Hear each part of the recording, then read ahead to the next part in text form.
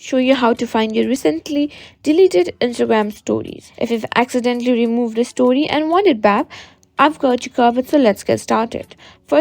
First, it's important to know that when you delete a story, it's usually gone for good. However, Instagram does have a feature that might help you recover it if you act quickly. Open your Instagram app, go to your profile by tapping on your profile icon in the bottom right corner. Now tap on the three horizontal lines to access the menu. Finally, select Archive.